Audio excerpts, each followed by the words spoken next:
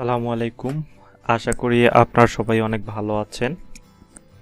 আজকের ভিডিওতে আমি আপনাদের দেখাবো কিভাবে স্ট্রিপ ব্যাকগ্রাউন্ড ডিজাইনগুলো ম্যানুয়ালি আমরা তৈরি করতে পারি, সেটা দেখাবো। তো আপনারা খুব সহজে এটা অটোমেশন ব্যবহার করে তৈরি করতে পারবেন একদম ম্যানুয়ালি ভাবে। তো অটোমেশনটা ব্যবহার করলে কি হয়, আপনার সময়টা একটু বাঁচবে আর কাজটা একটু প্রফেশনাল হবে। আর এরকম ডিজাইনগুলো কিন্তু আমি অলরেডি অনেকগুলো তৈরি করে আমার মাইক্রোস্টক ওয়েবসাইটে কিন্তু আপলোড করেছি। তো আপনারা এখানে ডিজাইনগুলো দেখতে পাচ্ছেন। তো এইরকম ডিজাইনগুলো আমরা খুব সহজে কিভাবে তৈরি করব A to Z আমি দেখাই দিব আপনাদেরকে। তো চলেন ভিডিওটি শুরু করি। শুরু করার আগে আমি বলতে চাই এই ডিজাইনগুলো কিন্তু মাইক্রোস্টক ওয়েবসাইটে অনেক চাহিদা। তো আপনারা গত সপ্তাহে কিন্তু দেখতে পারবেন যে এরকম ডিজাইনের যেটা হচ্ছে গ্লাস ডিজাইন। তো উনি কিন্তু কিছু প্রোফাইল কিন্তু আপনার হচ্ছে টপ সেলারে আসছে। তো আমরা এই ডিজাইনগুলো তৈরি করার জন্য সর্বপ্রথম চলে যাব ফটোশপে। তো তার আগে আপনারা চলে যাবেন ইয়াতে ক্রোম ব্রাউজারে আসে এইখানে হচ্ছে যে কোনো ব্যাকগ্রাউন্ড আপনারা নিতে পারেন, ঠিক আছে। ব্যাকগ্রাউন্ড লিখে সার্চ দিলে এইখানে ব্যাকগ্রাউন্ড ইমেজ আসবে অনেকগুলো। তো এইখান থেকে আপনাদের যেই ইমেজগুলো ভালো লাগে সেই ইমেজগুলো কিন্তু আপনারা ডাউনলোড করতে পারেন। যেমন এই যে এই টাইপের ইমেজগুলো আপনার ডাউনলোড করে কিন্তু কাজ করবেন, তাহলে অনেক সুবিধা হবে আপনাদের কাজের জন্য। তারপর এই যে আইস্টকে আছে, তো এরকম ডিজাইনগুলো কিন্তু আমি অলরেডি ডাউনলোড করে রেখেছি। তো আমি আপনাদেরকে দেখাই দিই আমি কোথায় রাখা গেলো। এই যে, তো এই দেখেন এইখানে কিন্তু আমার অলরেডি এই টাইপের ইমেজগুলো অনেকগুলো কিন্তু ডাউনলোড করা। তো এইভাবে আপনারা ডাউনলোড করে নেবেন, নিলে আপনাদের কাজ হয়ে যাবে। তো ফটোশপে আসার পরে আমরা এখান থেকে একটা নিউ ডকুমেন্ট তৈরি করব। ডকুমেন্ট তৈরি করার জন্য এখানে হচ্ছে নিউ ফাইল। এই নিউ ফাইলে আমরা ক্লিক করব। নিউ ফাইলে ক্লিক করলে আমাদের এরকম একটা সাইজ আসবে। আপনারা এখানে দেখেন আমি 4500 পিক্সেল বাই 2500 পিক্সেলের একটা হার্ডবোর্ড ক্রিয়েট করে নিচ্ছি। এখানে হার্ডবোর্ডটা প্রথমে হচ্ছে এইভাবে আপনারা একটা হার্ডবোর্ড ক্রিয়েট করে নেবেন। তো আপনাদের আরেকটা জিনিস লাগবে, হার্ডবোর্ড ক্রিয়েট করা হয়ে গেলে আপনারা উইন্ডোজ থেকে এই যে অ্যাকশন নামের একটা বাটন আছে, অ্যাকশনে ক্লিক করবেন। এইখান থেকে এই যে অ্যাকশনে ক্লিক করলে আপনাদের এরকম একটা পপ আপ উইন্ডো চলে আসবে। সেটা হয়তো বা আপনাদের ডান দিকে এই দিকে থাকতে পারে, আমার মাউসটা খেয়াল করলে বুঝতে পারবেন। তো আমি এটা এইখানে টান দিয়ে এখানে রেখে দিছি, সেট করে রেখে দিছি আমার সুবিধার জন্য এখানে রাখছি। তো একটা আমাদের এইভাবে একটা নিলাম, হার্ডবোর্ড নিলাম। তো হার্ডবোর্ডের সাইজটা হচ্ছে 4500 বাই 2500। তার এখন হচ্ছে আমাদের আরেকটা হার্ডবোর্ড তৈরি করতে হবে যেটাতে আমরা ডিজাইনগুলো করব। তো এইখান থেকে হচ্ছে নিউতে ক্লিক করে আমাদের হার্ডবোর্ডের সাইজটা হবে 100 পিক্সেল বাই 100 পিক্সেলের একটা বোর্ড আমরা ক্রিয়েট করব। এটা এই যে দেখেন 100 পিক্সেল বাই 100 পিক্সেলের একটা আমরা বোর্ড এইখান থেকে ক্রিয়েট করে নিব। সবার প্রথমে এই যে দেখেন এটা ক্রিয়েট করে নেওয়া হইলো, একটা হার্ডবোর্ড নিলাম। নেওয়ার পর এখন এইখানে একটা আমরা ইফেক্ট দিব। ইফেক্ট দেওয়ার জন্য আমরা যাব এইদিকে হচ্ছে দেখেন এইখানে একটা আছে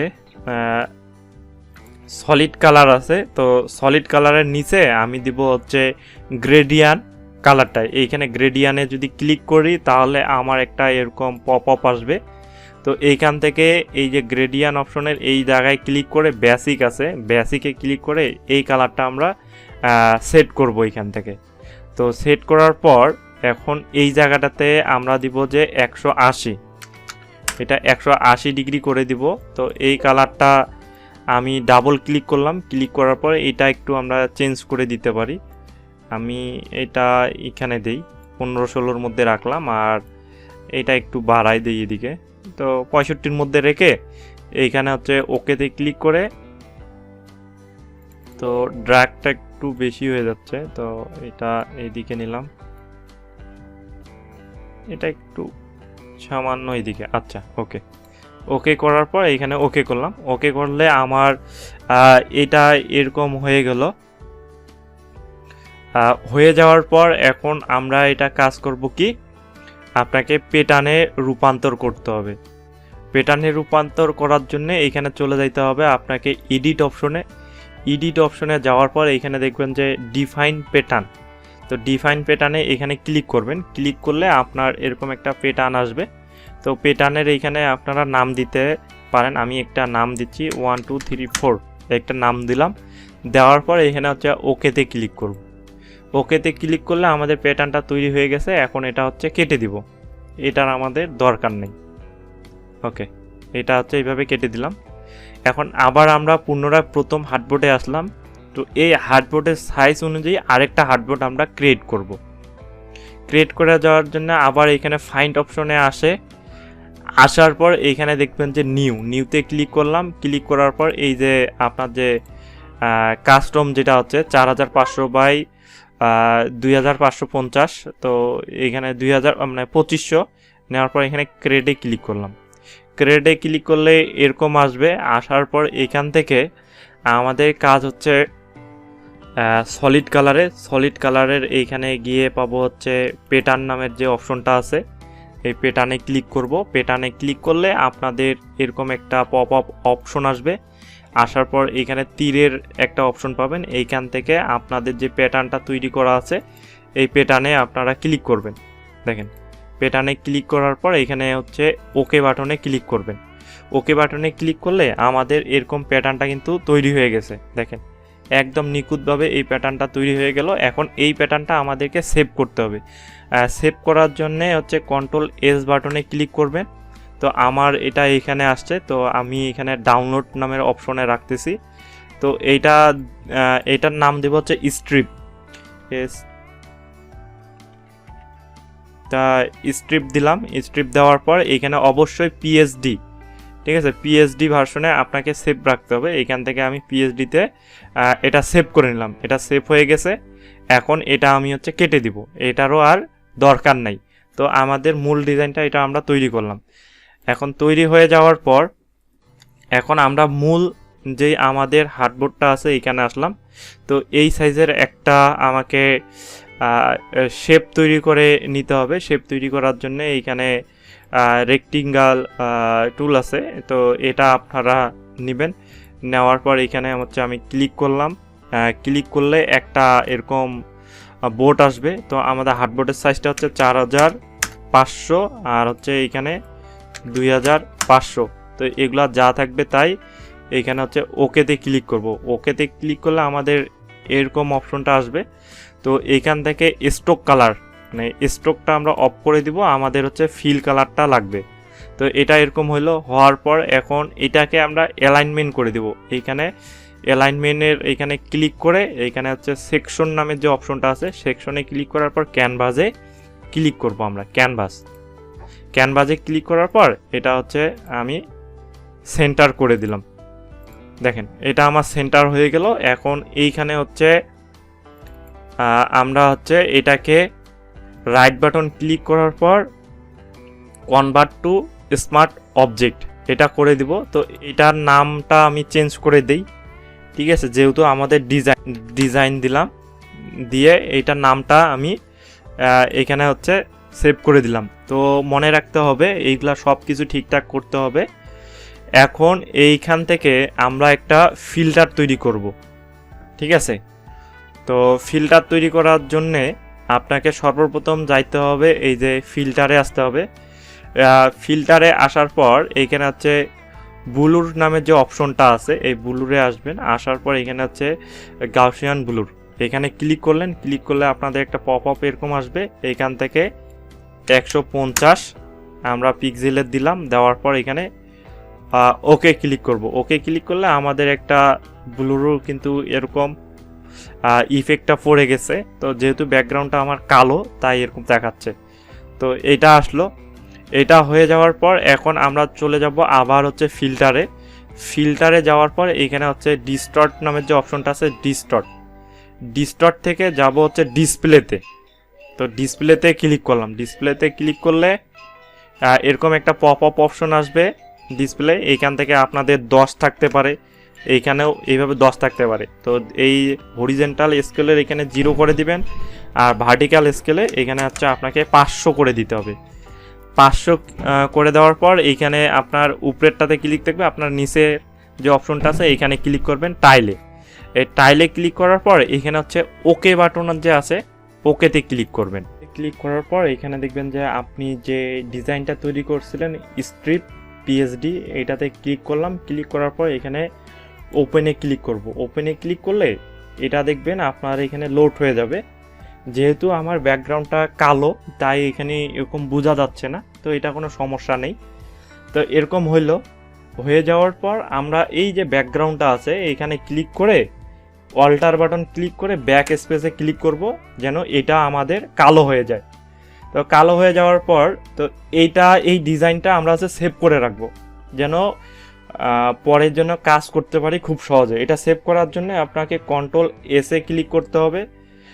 ক্লিক করার পর যেহেতু আমি এটা স্ট্রিপটা এইখানে রেখেছি, তো আপনারা আমি এইখানে রেখে দিতে পারি, ঠিক আছে। এই নামে আমি একটা করি যে GREA গ্রেডিয়ান ডিজাইন দিয়ে আমি এইখানে সেভ করে রাখলাম। তো আপনারা এইভাবে সেভ করে রাখবেন।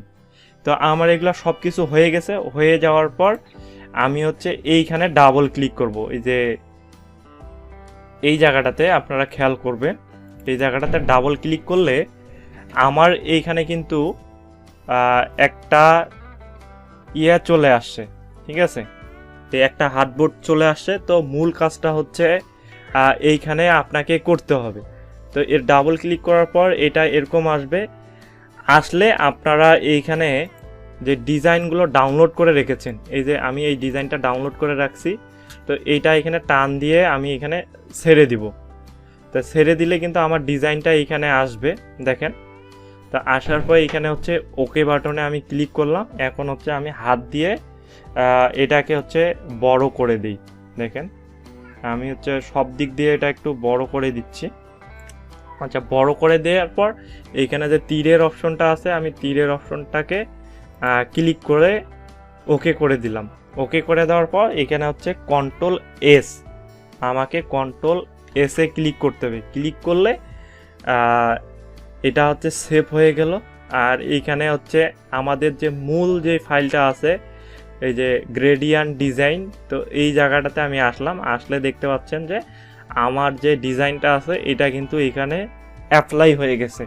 তো অ্যাপ্লাই হয়ে যাওয়ার পর এটা কিন্তু আপনারা অনায়াসে সেভ করতে পারেন, ঠিক আছে। সেভটা কিভাবে করবেন, এইখানে ফাইলে আসার পর এক্সপোর্ট আছে, এক্সপোর্ট থেকে আপনারা এক্সপোর্ট অ্যাসে ক্লিক করে আপনার যে সাইজটা চাচ্ছেন ওই সাইজ অনুযায়ী কিন্তু এখানে যা আছে তাই এইখান থেকে আপনারা এক্সপোর্টে ক্লিক করে আপনারা কিন্তু খুব সহজে কিন্তু সেভ করতে পারেন, ঠিক আছে। তো এইখান থেকে আমি একটা নাম দিই, এইভাবে নাম দিয়ে এইখান থেকে হচ্ছে এটা সেভ করে দিলাম। এখন হচ্ছে আমাদের মূল কাজ হচ্ছে অটোমেশন আমরা অ্যাপ্লাই করব। কিভাবে অ্যাপ্লাই করব সেটা দেখেন। তো এটা হয়ে যাওয়ার পর এই ডিজাইনটাকে ক্লিক করে এখান থেকে হচ্ছে ডিলিট করে দিলাম, ঠিক আছে। ডিলিট করে দিলাম। এখন হচ্ছে এইটার কাজ শেষ হয়ে গেছে, এটা আমি ডিলিট করে দিই এখান থেকে, ডিলিট। ওকে, আমার ফটোশপটা নিয়ে আসলাম। এইখান থেকে এই ডিজাইনটাকে ধরে আমি এই জায়গাটাতে ছেড়ে দিলাম।